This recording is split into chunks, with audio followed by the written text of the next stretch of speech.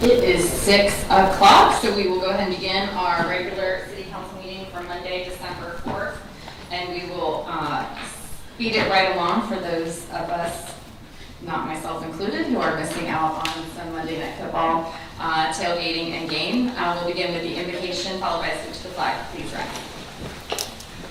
Let us pray.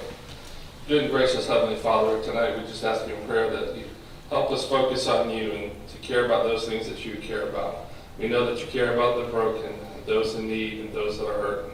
Lord, as we read your word, just help us to focus on those things that you care about. Simply put, Lord, we just thank you for your blessings. Lord, watch over our first responders and our military with your blessings. Lord, it's in your Son Jesus' name we pray. Amen. I pledge allegiance to the flag of the United States of America and to the republic for which it stands, one nation, under God, indivisible, with liberty and justice for all. This meeting is called to order. Madam Clerk, roll call. Councilmember Golding? Here. Councilmember Horn?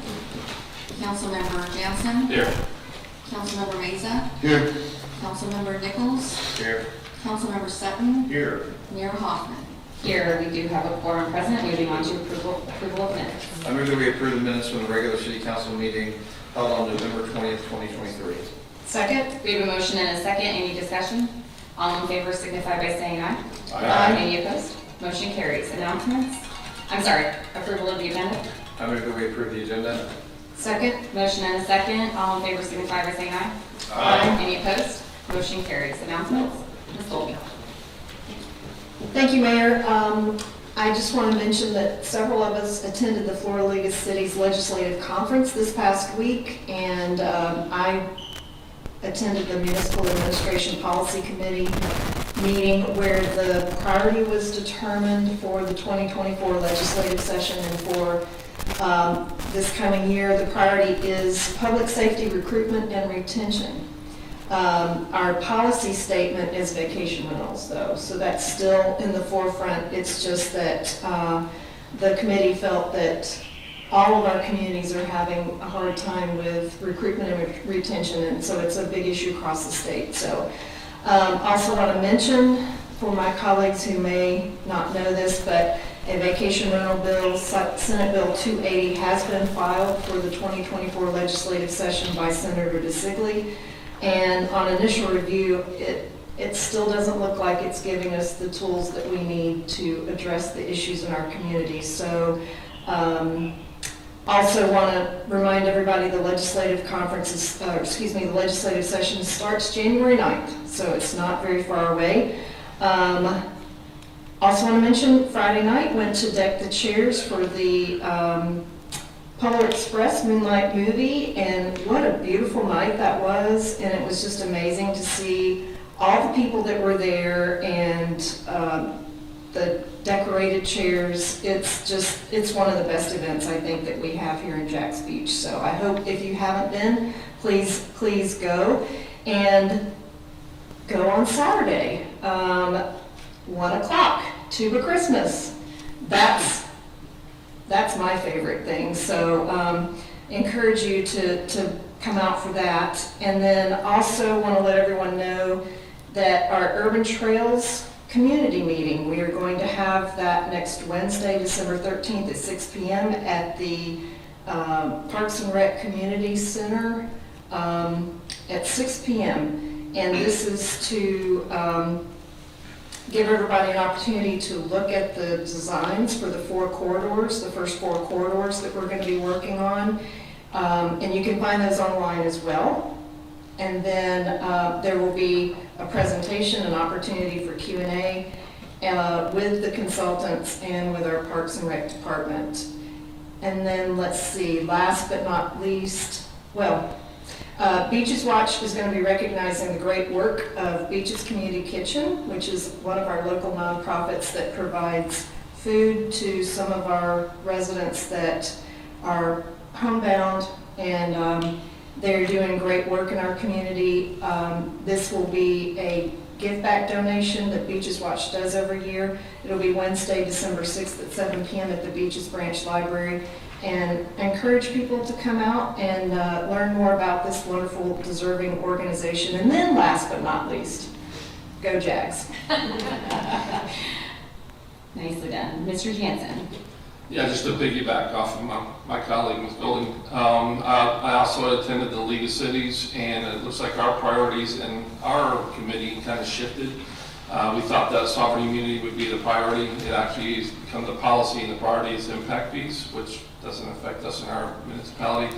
But I'll still be working with the league to try to fine-tune the sovereign immunity policies. It looks like both the House and the Senate, both bills are almost aligned perfectly with each other, so there's a likelihood that it's going to go through. With that being said, so hopefully we can fine-tune it so it doesn't adversely affect small municipalities such as ours. Also, on the 14th, Project Cold Case is a nonprofit here locally in Duval County, is holding their Christmas party, and they'll be accepting wrapped toys for Christmas gifts for children. So, and go Jags.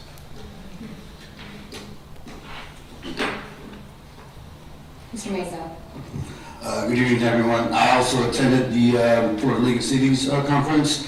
I sit on the Tax and Finance Personnel Committee. We adopted the enterprise fund transfer as our priority statement and our protection of property tax revenues as a policy statement. Both of these go hand in hand, and I think all of our committee assignments, all those policies kind of go hand in hand. So I think we're working pretty hard. So I appreciate everything, and it was fun. Thank you. Oh, go Jags. Thank you, Mr. Mesa. Ms. Golding, did you participate in Mayor's movie trivia at Polar Express? I did a round of trivia before the game, and it was probably, for the movie, and it was probably the most competitive that we've seen. So next time, make sure you jump in there. But it was a great night out at Deck the Chairs. A little cooler, kind of muggy though, but it was a beautiful evening. I was able to attend this morning the ribbon cutting for the new MRI suite at Baptist Beaches. And they will begin, they're aiming to be able to take their first patients there on the 18th, but it's the most advanced technology. The MRIs will be shorter, they will not be as loud, and the images will be much higher quality than what they had previously. So hopefully you won't need to have an MRI anytime soon, but it's nice to know that this technology is right here, right in the middle of our community. Also wanted to remind everyone, our police department is participating in the No More Empty Stockings program, and they have boxes at the police department as well as the Beaches Museum to collect items, I believe, 18th? Do the 18th, 15th, 18th? So if you go on the police department's Facebook page, you can see the items that they're collecting for kids in our local schools. So please participate in that if you are so inclined, and go Jags. Anybody else? All right, well, Ms. Golding. You just reminded me, I think we have the Christmas party. The police department hosts the Christmas party, which will be this Saturday, correct? Or is it Sunday? Okay, what time? 4 p.m. Okay. Thank you. That should be a fun one as well. Okay, moving on to courtesy of the Florida visitors, we have one speaker card, Mr. Jacob Crenshaw.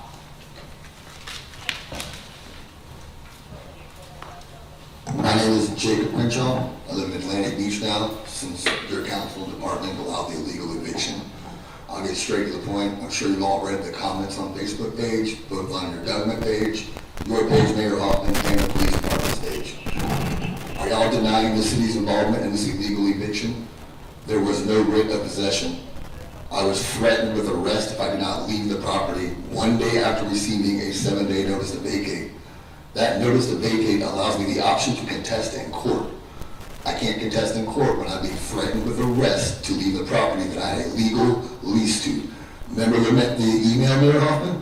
The one that you stated, my lease infringed on my First Amendment, and that Baby Estates was not in compliance with regulations regarding short-term rentals? With this city attorney, the newest city attorney, that comment on the fact that a long-term lease supersedes a short-term rental. That long-term lease means that I have the legal authority of that property. A short-term lease through an independent company does not give them the right to stay on the property. An LLC that owns 3 properties does not have the right to be into that house whenever they want. That is harassment. That is why I called the police department. They were harassing me that day. You cannot give possession of half of a property back to a landlord. It is all or nothing. That officer, in his report, it states, lack of report, in the call for service, it states clearly, I called the police because I was being harassed by my landlord. The end of that call for service states, tenant has right side of the west side of the building, LLC has the left side of the building. It is zoned single family residential. There was no standalone unit on that property.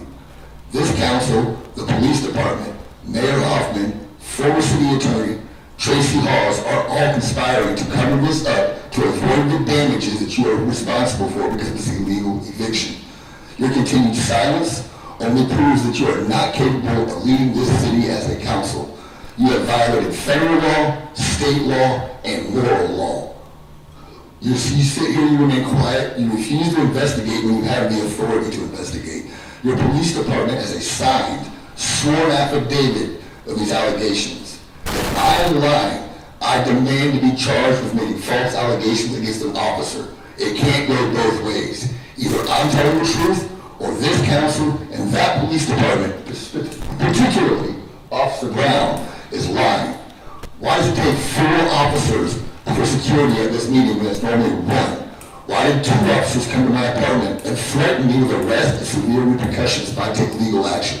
This is political intimidation and you will be held accountable. Thank you, Mr. Crenshaw. Moving on to consent agenda. Move that we approve the consent agenda. Point of order, there is no consent agenda. I'm just kidding. Moving on to city manager, new business. Mayor and Council, Dennis Barron, Public Works Director. What I have before you is a companion to what was approved last month for construction of the dune walkovers.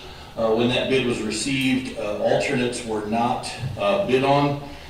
So we went ahead and awarded the contract to move forward and then worked to be able to get those alternates included and then add a contingency, which is what's before you, which is the second half to what you've already approved. If you've got any questions, I'm available. Thank you. And a motion? I move that we accept an agreement with Greenway Bridge LLC for additional walkover funding for change order contingency for an amount not to exceed $321,701. Second? We have a motion and a second. Any discussion or questions for Mr. Barron? Seeing none, Madam Clerk, roll call. Councilmember Golden, Yes. Councilmember Jansen, Yes. Councilmember Meza, Yes. Councilmember Nichols, Yes. Councilmember Sutton, Yes. Mayor Hoffman. Yes, motion carries. Thank you. Item B, Mr. Trullo. Hello, my name is Erin Citrullo. I'm the Public Safety Communications Manager at the Police Department. I'm here to seek approval for the interlocal agreement between St. Johns County Fire Rescue and our city for the radio system use. As you know, our radio system sits on our tower that's located at the O&M building at the corner of Shutter and Penman Road South. The coverage of our Beaches Energy jurisdiction goes further south all the way down to Guana. You can see on the map to the Guana substation and then Sampson substation, which far exceeds our city limits. So our police department, our radio system covers our police department west as they go to the jail. However, we lack in coverage as you go south. The Beaches Energy users usually lose their system coverage as they hit Solana Road, which is hardly into where they go. So we had some options that we could do. We could fix our radio system, which obviously would be costly to build another tower at the south end. We could piggyback onto the Jacksonville system, which the user agreement fee for each radio was also costly. And then we had our third option with St. Johns County, and they offered to allow us to use to have the Beaches Energy users connect to their system. In return, they have the radio system network on the tower at 470 Stadium Course Way, which is right across from our Guana substation, which would allow the Beaches Energy users to connect seamlessly to the St. Johns County and allow for seamless interoperability back to their system. And I'm available if you have any other questions. Thank you. And a motion? I move that we approve the interlocal agreement with St. Johns County Fire Rescue for radio system use. Second? We have a motion and a second. Any discussion or questions from Mr. Trullo? Seeing none, Madam Clerk, roll call. Councilmember Jansen, Yes. Councilmember Meza, Yes. Councilmember Nichols, Yes. Councilmember Sutton, Yes. Councilmember Golding, Yes. Councilmember Horn. Oh, sorry. Mayor Hoffman. Yes, motion carries. Before we move on to the resolutions, I neglected to introduce Mr. Cliff Shepard, who's here to my left.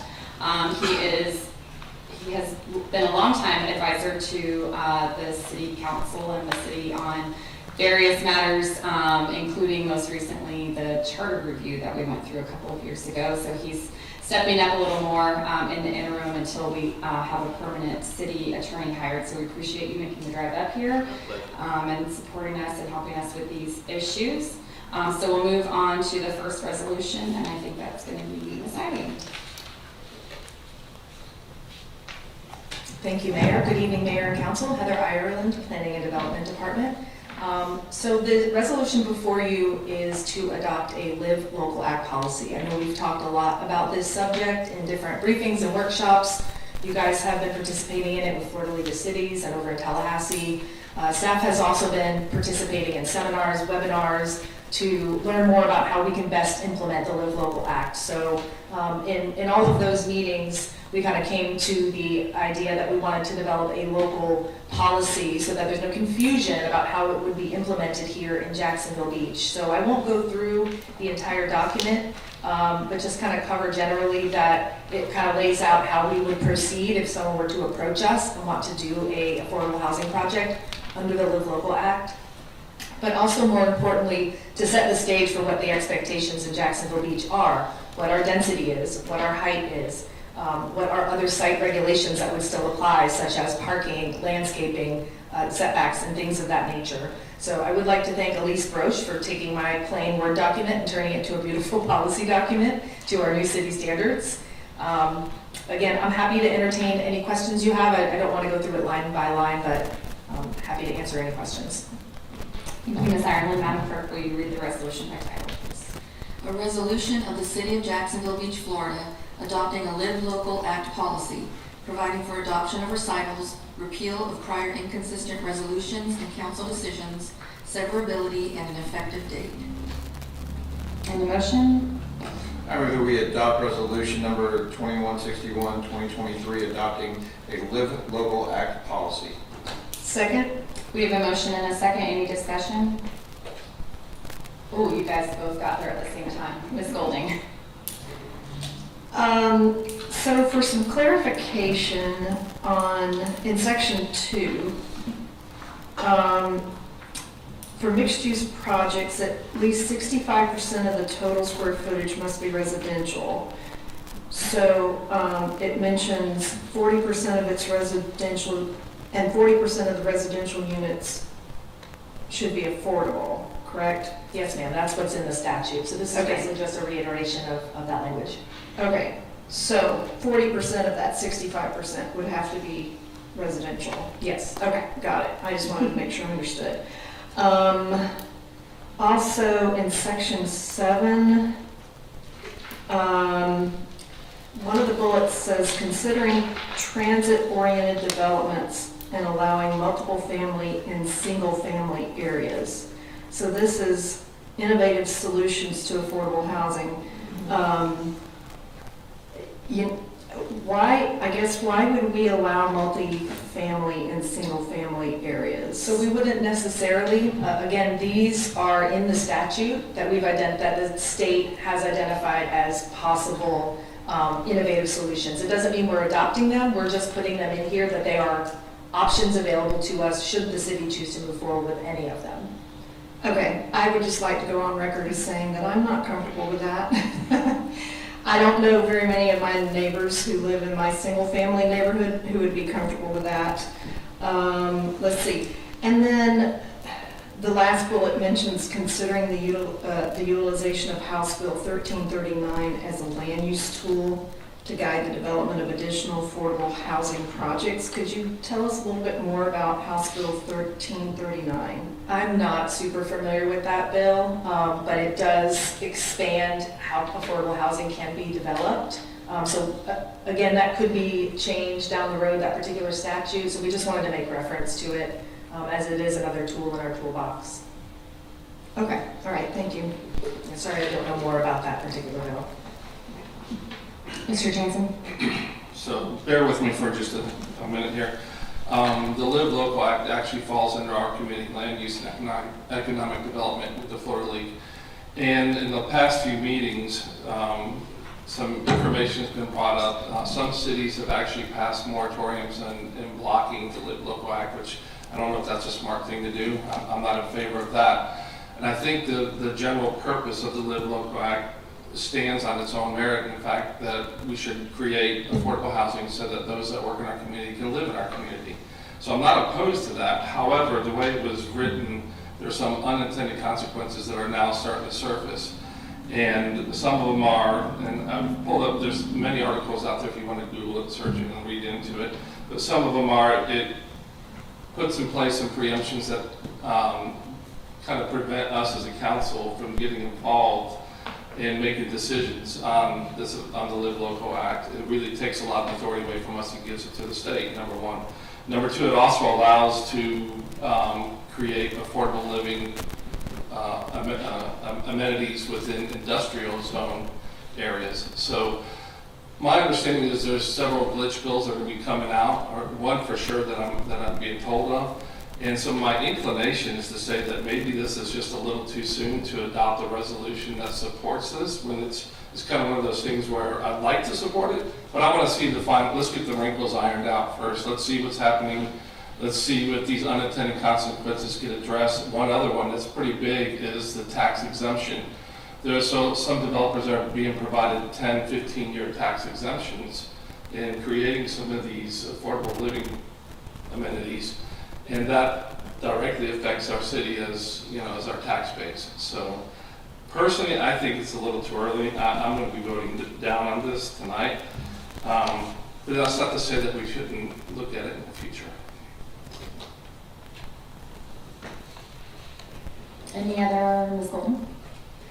I'm sorry, I do have one other question. So if we pass this policy, is this something that would be posted publicly somewhere, or is it something that's just an internal policy? Yeah, this really is intended to be a public document, and the reason is, I mean, if you look at our neighboring communities, Jacksonville, Neptune Beach, St. Johns County, all their density and heights are different. So while across the bridge they might allow 80 units an acre, our max is 40. So we wanted to ensure that if someone was looking at our community for a potential project that would fall under the Live Local Act, that they knew what the standards were. They were right there in black and white. Here's our max height, here's our max density, and make sure they understand what the process is going to be. So I would imagine that if this does move forward tonight, and there are glitch, because we've identified some potential unintended consequences as well, such as the creation of non-conforming uses.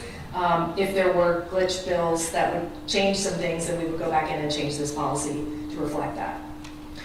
So I appreciate what my colleague is saying, but I guess where I fall on this is that I would like for us to have something out there to make it clear that this is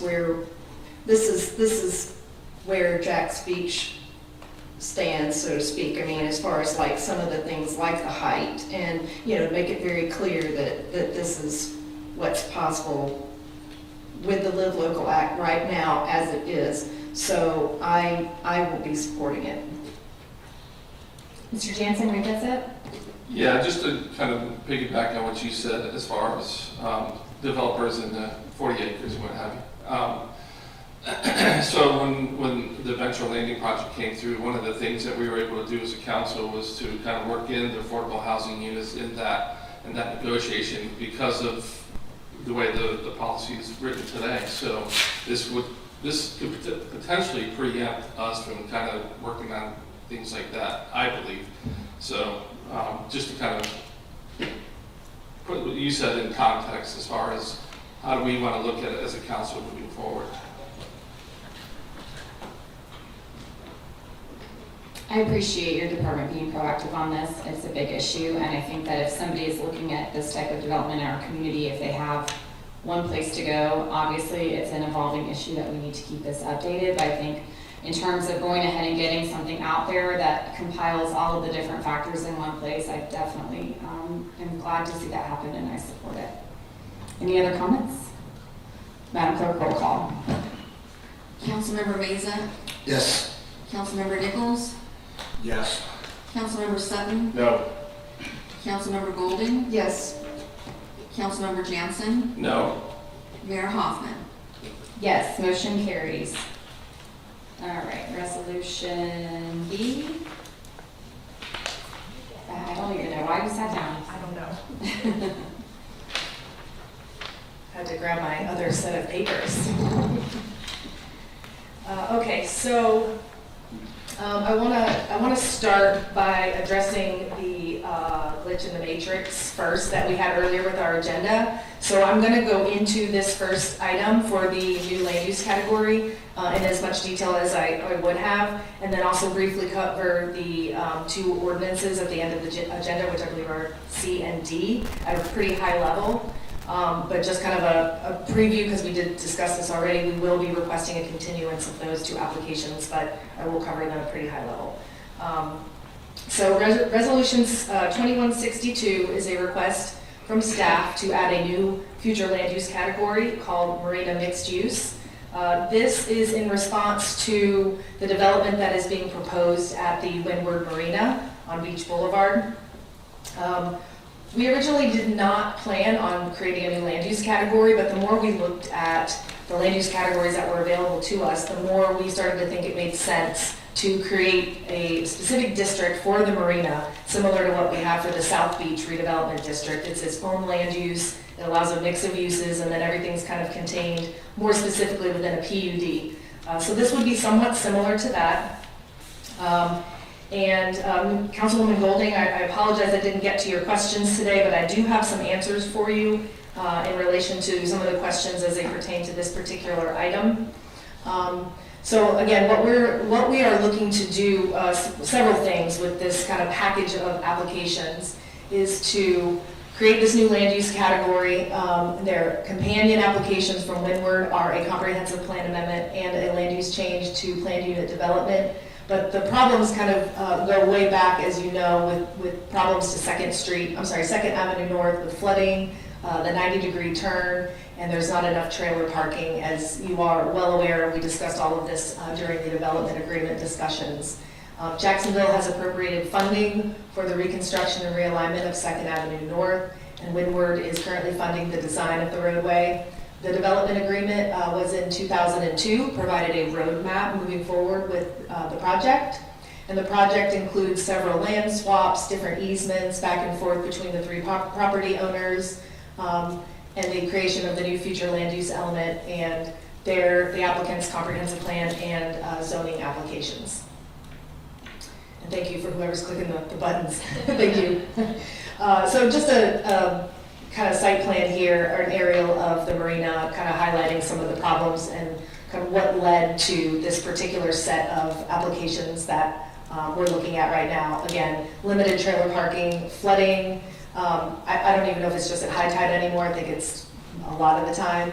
And then the site visibility issues there on the corner of 2nd and 20th Street. So if you recall, we had two public open house meetings on the marina project back in 2021. Council held two development agreement public hearings in 2022, as did the city of Jacksonville, since this agreement, the agreement was between the three parties. Next slide, please. Thank you. When we discussed internally how to proceed with this and working with the applicant's agents on the best path forward, they kind of agreed that this would be a good solution to create a new land use category. We're calling it Marina Mixed Use. that would really provide the space for water-dependent and water-related uses in one consolidated location in the city. And it includes the establishment of 4 new policies that you have in your packets that address the identification of what uses will be allowed, restrictions on residential density, protection of natural habitat, and public access. So to answer one of your questions, Councilwoman Golding, was what policies is this consistent with? So I went through and just kind of pulled the ones that we had been looking at. So, and I apologize, it's not in your packet, but I will submit a copy of this to the clerk for the record. But these are some of the policies, if you want to take a more detailed look at them when you have an opportunity. But generally, what many of these talk about is the infill development in commercial areas and not having sprawl, not creating any new marina sites or dredging at any new locations where a marina could exist. And again, expanding marina sites only to areas that aren't going to have a negative impact on wildlife or habitat in the area. Originally, we were thinking to change the land use to community commercial, and when we looked at the description of that land use, we didn't feel that it was really a good fit. It actually doesn't mention any type of marina or water-related uses. So that's kind of the reason, again, for the proposal of the new land use. How the process will work, if this moves forward, we will send this to the state for review. Since it's a new land use, it has to go to the state for review. And then everything, including the applicant's request, will come back to you all at once for discussion. But we are moving this, we want to move this forward sooner since it will take the state approximately 30 days to review. One of the things that staff is also planning on doing is removing water-dependent or marina-related uses from the C2 zoning district because most of it's not on the water. So taking those out and again, consolidating those all within the marina PUD. Which they have now, but they will be requesting, or they are requesting to update that. And I think that covers all the questions that were asked for now pertaining to this particular item. I think we have one more slide. Wait, thank you. So items C and D under ordinances are the small-scale land use amendment that they're requesting. Windward is requesting to change the use of the property from some from conservation and low-density residential to marina mixed use, and then some will change to conservation. And staff has analyzed the application and finds it consistent with the comprehensive plan and the LDC. And then item D is the rezoning application to rezone the property. Part of it is already PUD. They would be basically replacing it with the new PUD and expanding its area by about 5 acres. Changing some of the land use, or excuse me, the zoning from single-family residential and commercial to planned unit development, so about 33 acres. And staff also finds it's consistent with the comp plan and the LEC. So with that, I'm happy to entertain, I know there was a lot of information at once, entertain any questions on the new land use category request. Thank you. Madam Clerk, will you read the resolution by title, please? A resolution of the City of Jacksonville Beach, Florida, tentatively approving amendments to the Jacksonville Beach adopted 2030 comprehensive plan for the purpose of adding a new future land use marina mixed use to the future land use element. Authorizing transmittal of said amended element to the Florida Department of Commerce, Division of Community Planning, providing for adoption of recitals, repeal of prior inconsistent resolutions and council decisions, severability, and an effective date. Thank you. Before we get a motion, we have one speaker card from Mr. T.R. Hamlin, if you want to come up and address the council. T.R. Hangline, 1301 River Place Boulevard, here representing Windward, which is the owner of Beach Marine. We support this resolution and the creation of the marina mixed use category. We agree with staff that it more accurately describes not only our existing development today, Beach Marine that's there, but also our proposed redevelopment of some of the adjacent areas right at Beach Marine. And one thing I'll point out too, in addition to just more accurately describing what we have there and what we're proposing, it includes some other features, as was mentioned by Ms. Ireland, including it reduces the residential density on the property from a combination of 20 to 40 units to the acre to 15 units to the acre. So it actually has an effect of reducing the permitted residential density there. Nevertheless, that 15 units to the acre accurately describes what we are proposing to do with that, for that residential use that is part of the redevelopment of Beach Marine. And we understand that after this is transmitted to the state agencies for review, it will come back, and if it is this council's wish, be adopted simultaneously with Windward's comprehensive plan amendment and rezoning. And we do understand that these latter two items need to be deferred till the 18th. We appreciate this is a complex thing with staff. We understand fully. Happy to answer any questions on those, but that's going to come up on the 18th. We will have a full presentation that goes into detail with those items. But I'm here today to support this and answer any questions that you might have. We appreciate attention of staff and of this council. Thank you. Thank you, Mr. Hanline. And a motion? I move that we adopt Resolution 2162, 2023 to tentatively approve and transmit to the state for review of a comprehensive plan text amendment to add a marina mixed-use future land use category to the adopted 2030 comprehensive plan. Second? We have a motion and a second. Mr. Mesa? Question for Ms. Heather.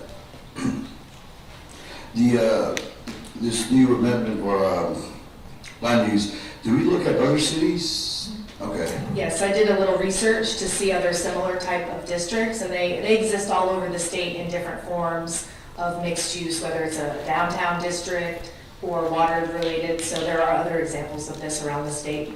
Okay, thank you. Yes. Mr. Sutton? Heather, quick question on the redefinition of the real big area that's going to conservation that abuts, I think it's 19th Street. How much of that, today I think it's low density residential, is that right? The land use is conservation and the zoning is low density residential. And how much of that is developable in reality? There's some of the RS1 area, there's some uplands that would potentially be developable, but it's not, maybe 10 acres. I don't have the maps in front of me, but we have more information with the other applications that we can discuss further. Okay. Mr. Jansen? My question was similar to Councilman Sutton's. Just how many acres is being granted to that land conservation area? I believe it's around 100 acres or just over 100 acres that early on in the process, the city of Jacksonville agreed to basically take that property and manage it as a passive park. So it'll be basically almost everything between the new roadway alignment and the city of Jacksonville Beach owned bird sanctuary that goes up to Neptune Beach, minus what they're adding to the marina at the very end of the road. And that's all in conservation? It's going to stay in conservation land use. And again, the marina intends to give that to the city of Jacksonville for continued preservation and passive recreation. Excellent, thank you. Ms. Golding? In follow-up to my colleague, Mr. Mays' question about the other communities that have something similar, could you tell me what communities have a marina mixed use? I didn't bring the list with me, but there are some that have something similar like this. Maybe not exactly the same since each community is different. Some of the names were different, their policies are specific to their community. But again, this is, comparable to what we did in the South End District when we made a South Beach district land use. So it covers the entire redevelopment district that allows some flexibility with where commercial went, where residential went, and then again, PUDs in most of the South End addressed each different individual development project. So this is a little different in that it will be one PUD, and that land use really wouldn't apply to anywhere else in the city. We drafted it specifically so that it would apply to the marina, so that all those uses could be consolidated in that one location, and there wouldn't be any further creep or the potential for new marina sites. We always say well, where else are you going to put one? But I never say never, because there could be a possibility where a big project potentially gets sold down the road and somebody wants to do something like that. So this kind of ensures, at least for the moment, that everything's in that one location. Because that's our intent anyway. Okay, thank you. Yes, ma'am. Our guest city attorney mentioned Ponce Inlet and that it is called Planned Waterfront. Thank you, Mr. Shepherd. Any other questions or comments? Madam Clerk, roll call. Councilmember Nichols? Yes. Councilmember Sutton? Yes. Councilmember Golding? Yes. Councilmember Jansen? Yes. Councilmember Mesa? Yes. Mayor Hoffman? Yes, motion carries. On to the ordinances. Can you back up? Yep. Switch out your papers. Gotta get the right folder. Okay, so ordinance 8206 is a second reading of an ordinance to amend ordinance 6950, the creation of the CRA. And again, the intention of this was to add for 2 alternates to our community redevelopment agency, as well as just make some minor corrections, if you will, to the bylaws. So the only difference between first reading and the second is that in the bylaws, we added a start date of December 31st, 2023 for the 2 alternate positions, and then corrected just a couple of scrivener's errors. So I am happy to entertain any questions. Thank you. Madam Clerk, will you read the ordinance by title, please? An ordinance of the City of Jacksonville Beach, Florida, amending ordinance number 6950, establishing a community redevelopment agency to provide for 2 alternate members, providing for legislative findings, repeal of conflicting ordinances, severability, scrivener's errors, and an effective date. Thank you. This ordinance is before the council for a public hearing and consideration on its second reading. I will now open the public hearing on ordinance number 2023-8206.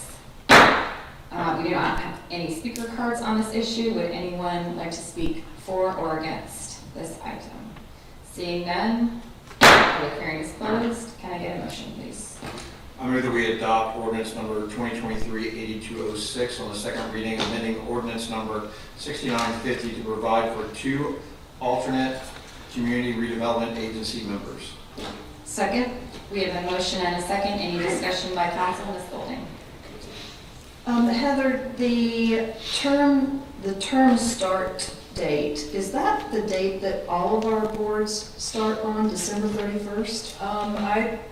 As of now, yes, in alternating years. So one thing that the clerk's office did a few years ago was to get everybody on the same schedule, because they were kind of all over the place. So I don't know, Sherry, you want to add anything? I guess I was thinking it was January 1st would be when terms would start and end on December 31st. The term is up December 31st, so when council makes their appointments at the next meeting for the new CRA seats, they won't take their seats until January, so that'll give us some time to get them oriented. Well, that's why I was thinking that the beginning date, the beginning date actually January 1st? And should that be the date that's in the bylaws? The term start dates for all the board members is January 1st, and the termination date is the December 31st. Then I'd make a motion, to amend the bylaws to have the start date begin on January 1st, 2024.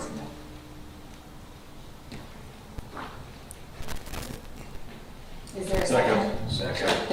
There's a motion and a second to amend, which I agree with you. I think it's intended to end on December 31st, but begin on January 1st. Any discussion on the amendment? Madam Clerk, roll call. Councilmember Sutton? Yes. Councilmember Golding? Yes. Councilmember Jansen? Yes. Councilmember Mesa? Yes. Councilmember Nichols? Yes. Mayor Hoffman? Yes, amendment passes. Any other discussion on the main amendment as amended? Madam Clerk, roll call. Councilmember Golding? Yes. Councilmember Jansen? Yes. Councilmember Mesa? Yes. Councilmember Nichols? Yes. Councilmember Sutton?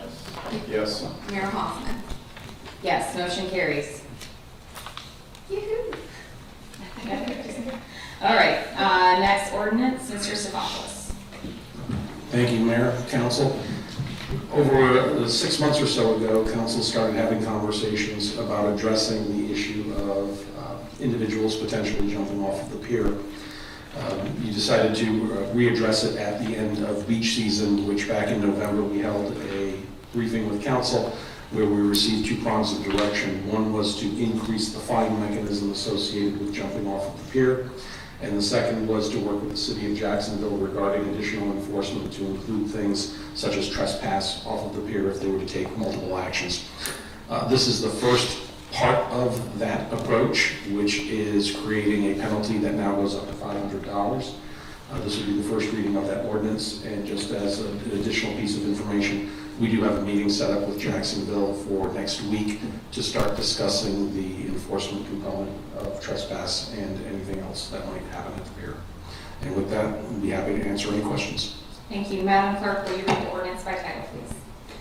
An ordinance of the City of Jacksonville Beach, Florida, amending Chapter 6, Beaches and Bulkheads, Article 3, Use of Atlantic Ocean Beach, Section 6-57, Enforcement, Citation Form, Hearing, Penalties, to increase penalties for violating Chapter 6, providing for legislative findings, repeal of conflicting ordinances, severability, scrivener's errors, codification, and an effective date.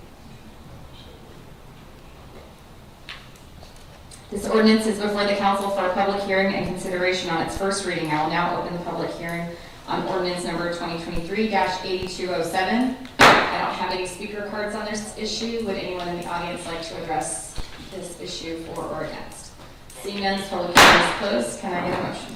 I move that we approve ordinance number 2023-8207 on the first reading, amending Chapter 6, Beaches and Bulkheads, Article 3, Use of Atlantic Ocean Beach, Section 6-57, Enforcement, Citation Form, Hearing, Penalties, and schedule the second reading for December 18th, 2023.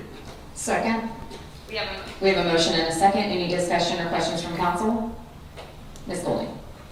Just for clarification, this is increasing the fine to 500, but that applies to any violation, correct? Not just the pier? When we change the section? Or is this specific to the pier only?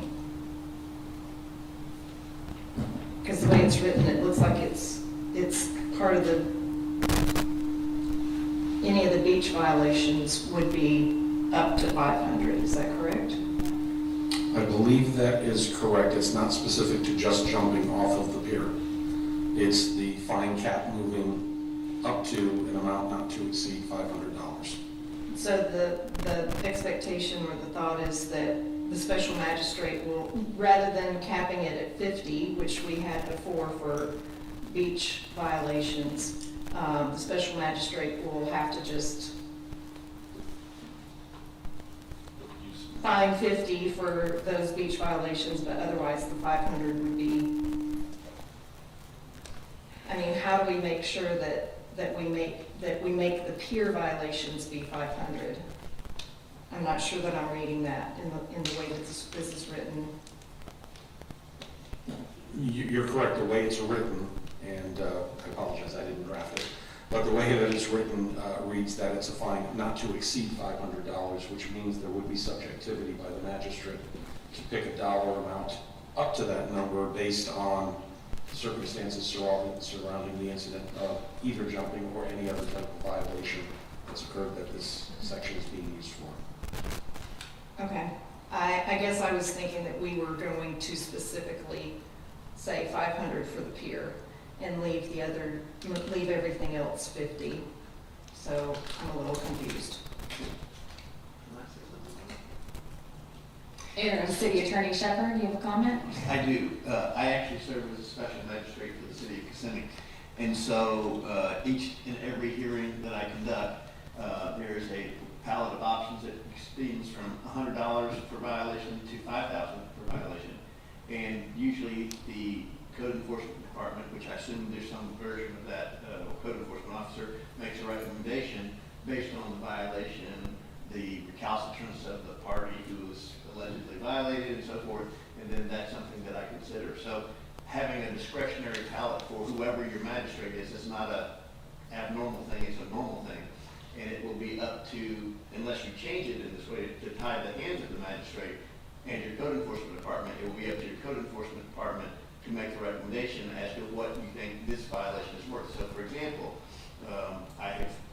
fines on certain things that were $100 per day per violation based on the request of the department, and much more than that because of somebody who was a repeat offender and did it more than one time, and the information was been provided to me. So the idea that there's discretion is not an abnormal thing. If you don't want it, but you said, how does it work? That's how it works. Mr. Sutton? I don't mind there being some discretion in there, in a range, but, to dovetail off what Ms. Golding said, I think somewhere we got lost in translation here, because the intent was for this to be, specifically targeted at jumping off a pier. So now it sort of opens the window on other things as well to exceed $50, which I'm not so sure, per what Mr. Shepherd said, in some cases may be appropriate. But my expectation is that if somebody violates the rules on the pier, they're going to get a $500 fine.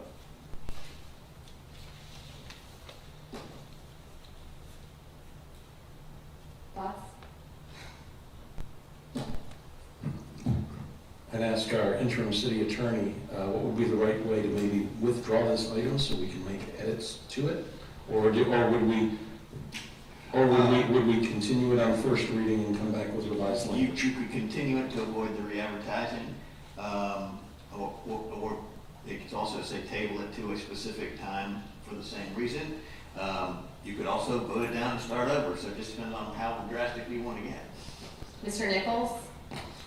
I'm fine with the way it is and having the discretion to be able to do it. I can't think of, I'm trying to figure out some of the other violations that can occur on the Atlantic Ocean beach that falls into this category.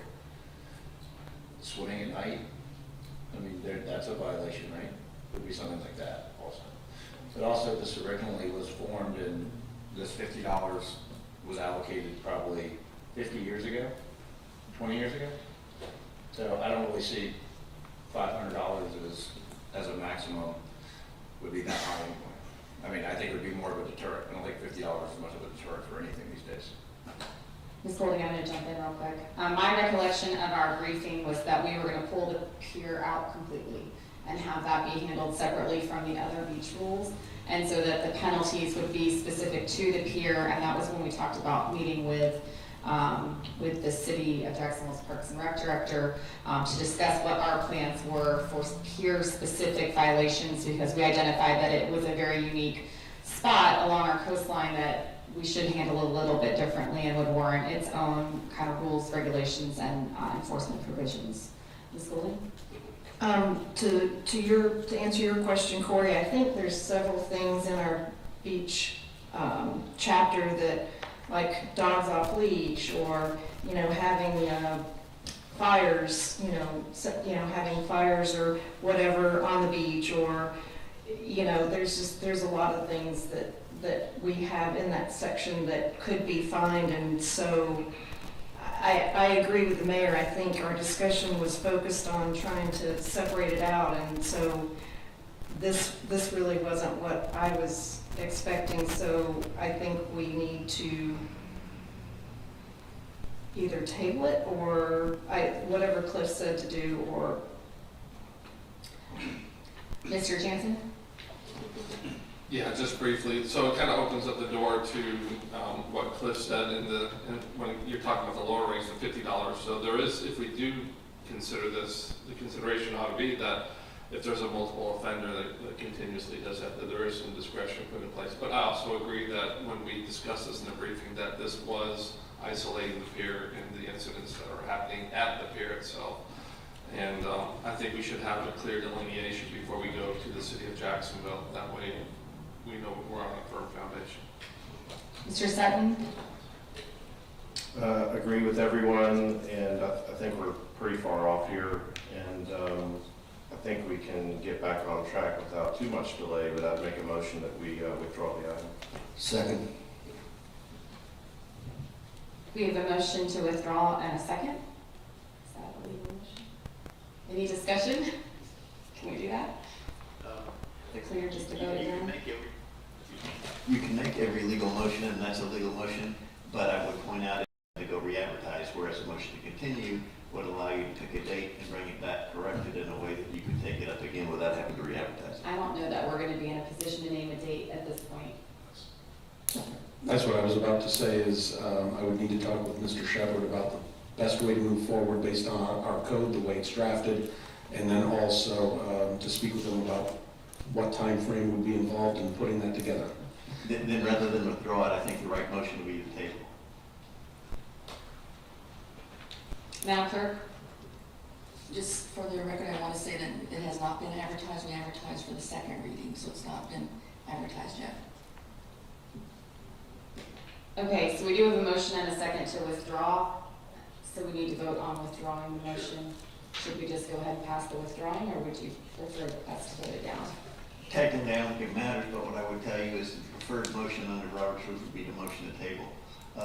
So if it were me and I was making it my way, I would say vote down the motion to withdraw, then replace it with a motion to table, so you can bring it back. Okay, I love the fun Robert's Rule stuff, especially when everyone's eager to go to a football game. Let's get a vote on the motion to withdraw. Madam Clerk, roll call. Councilmember Jansen? No. Councilmember Mesa? No. Councilmember Nichols? No. Councilmember Sutton? No. Councilmember Golding? No. Mayor Hoffman? No, motion fails. Mr. Mesa? Mr. Shepherd, is this where we will make a motion? I make a motion to table this. Second. A motion by Mr. Mesa, a second by Mr. Sutton. Any discussion, Mr. Sefopoulos? Question for Mr. Shepherd, does the tabling need to be to a date certain? It doesn't, since we don't have to worry about advertising. Tabling kills it. Any discussion? Madam Clerk, roll call. Councilmember Mesa? Yes. Councilmember Nichols? Yes. Councilmember Sutton? Yes. Councilmember Golding? Yes. Councilmember Jansen? Yes. Mayor Hoffman? Yes, motion carries. I did not think that was going to be the tricky one tonight. I did not see that one coming. Okay, moving on to ordinance C and D. Ms. Ireland mentioned a glitch in the matrix. Do you want to go over I that? would love to. Okay. And I'm proud to say that I think we might all make kickoff because of the tabling and continuing. So unbeknownst to us, there was some honestly a glitch, that's the best way I can describe it, in Civic Clerk, where the attachment for the small-scale future land use amendment was not attached to the correct agenda item. And in light of that, we don't feel that council had enough time to review it. We did get it fixed first thing this morning, but we do not feel that council had enough time to review it, nor did the public have enough time to review it under this agenda, even though it did go before the Planning Commission on November 13th. So staff is requesting a continuance of items C and D to the what month are we in? December 18th City Council meeting, and where staff and the applicant's agents will be prepared to do full presentations on both items. Thank you, Ms. Ireland. I've been advised that we go through the process to the point of opening the public hearing, allow anyone who's here to speak on the public hearing, and then have a motion to continue at that point. Okay. Our guest city attorney's nodding, so that's good. I still have to read all this, so strap in, everybody. Madam Clerk, will you read the ordinance by title? An ordinance of the City of Jacksonville Beach, Florida, amending the 2030 Comprehensive Plan Future Land Use Map, providing for a change of future land use designations on approximately 31.78 acres of land located north of Beach Boulevard between 19th Street North and the Intracoastal Waterway from Community Commercial, CC, Recreation Open Space, ROS, Conservation, CON, and Low Density Residential, LDR, to Marina Mixed Use, MMU, Recreation Open Space, ROS, and Conservation, CON, providing for repeal of conflicting ordinances, severability, and an effective date. Thank you, Madam Clerk. This ordinance for the amendment to the text of the 2030 Comprehensive Plan is before the Council for a public hearing and adoption on its first reading. Under the laws of the state of Florida, an ordinance which changes the text of any element of the city's 2030 Comprehensive Plan is a quasi-legislative proceeding. A quasi-legislative proceeding means that a governing body is acting in its rulemaking capacity. It is the duty of the council to arrive at sound decisions regarding proposed changes to the text of the adopted 2030 comprehensive plan. This includes receiving citizen input regarding any proposed text change.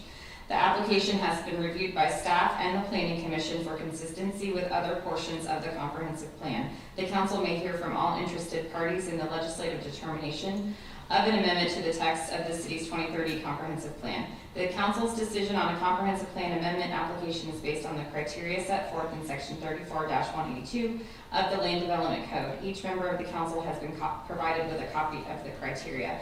I will now open the public hearing on ordinance number 2023-8203. Okay. Our order of appearance calls for staff to present first. Do you want to just wait until the next meeting? Okay. Applicant, would you like to say anything? Wait, okay. Questions only. Okay, perfect. So I don't have any speaker cards on this. Would anyone like to testify or come up to the podium from the floor to speak for or against? Okay, so we will not close the public hearing, but we'll ask for a motion to continue. I'll make a motion to continue. I move that we continue the first reading and public hearing for ordinance 2023-8203 until December 18th, 2023. Second. We have a motion, a second. Everyone's getting froggy on the motions here. Do we just have discussion on this? You can. Any discussion? Madam Clerk, roll call. Councilmember Nichols? Yes. Councilmember Sutton? Yes. Councilmember Golding? Yes. Councilmember Jansen? Yes. Councilmember Meza? Yes. Mayor Hoffman? Yes, motion carries. Okay, the next item, ordinance D. Madam Clerk, read the ordinance by title, please. An ordinance of the City of Jacksonville Beach, Florida, establishing a planned unit development PUD zoning district within the City of Jacksonville Beach, Florida, as provided under Chapter 34 of the Code of Ordinances of said city, providing for repeal of conflicting ordinances, severability, and an effective date. Thank you. Here we go again. This ordinance for the rezoning of property is before the council for a public hearing and consideration on its first reading. Under the laws of the state of Florida, an application for the rezoning of a specific property or development site is handled as a quasi-judicial proceeding. A quasi-judicial proceeding means that the city council is now functioning in a manner similar to a court, with the mayor and council sitting as impartial decision makers, hearing testimony and questioning presenters who are to provide substantial and competent evidence to support their side of the issue. It is the duty of the council to arrive at sound decisions regarding the use of property within the city. This includes receiving citizen input regarding the proposed use on the neighborhood, especially where the input is fact-based and not a simple expression of opinion. It is the applicant's burden to demonstrate that their application is consistent with the Land Development Code and the comprehensive plan. If the applicant is successful in showing consistency, then it is up to the local government to produce competent, substantial evidence of record that the application should be denied. The council's decision on a rezoning application is based on the criteria set forth in section 34-211 of the Land Development Code. Each member of the council has been provided a copy of the criteria. In addition, the council has received a copy of the application and the staff and planning commission's recommendation on this rezoning request. I will now open the public hearing on ordinance number 2023-8204. Staff? I'll just add that we are requesting to continue item D since it is contingent on item C. Thank you. And applicant, same answer? Questions only. We don't have any speaker cards on this item. Would anyone from the public wish to address this item? Seeing none, we'll request a motion for continuance. And this is item D, correct? Yes. Okay, I think you read the wrong ordinance number, but move that we continue the first reading and public hearing for ordinance number 2023-8204 until December 18th, 2023. Second? We have a motion and a second. Any discussion? Madam Clerk, roll call. Councilmember Sutton? Yes. Councilmember Golding? Yes. Councilmember Jansen? Yes. Councilmember Meza? Yes. Councilmember Nichols? Yes. Mayor Hoffman? Yes. Motion carries. Move we. I'm sorry, Ms. Golding turned her light on. Move that we adjourn. Second. We have a motion and a second. All in favor, signify by saying aye. Any opposed? Motion carries. Go Jaguars.